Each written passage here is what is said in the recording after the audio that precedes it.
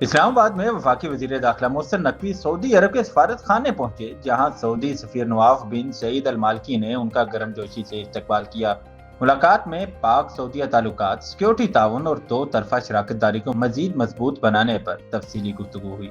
سعودی سفیر نے اسلام آباد میں ہونے والے دہشت گرد حملے کی سخت مذمت کی اور جاں بحق افراد کے لواحقین سے گہری ہمدردی کا اظہار کیا۔ اس موقع پر ایک اہم اعلان بھی سامنے آیا۔ پاکستان اور سعودی عرب کے درمیان برما کے مسلمانوں کے لیگل سٹیٹس کے دیرینہ مسئلے کا حل طے پا گیا ہے۔ سعودی حکومت نے اس مسئلے کے حل میں پاکستان کے مثبت کردار پر خصوصی شکریہ ادا کیا۔ بتایا گیا ہے کہ اس حوالے سے باضابطہ معاہدے پر اگلے ہفتے سعودی عرب میں دستخط کیے جائیں گے۔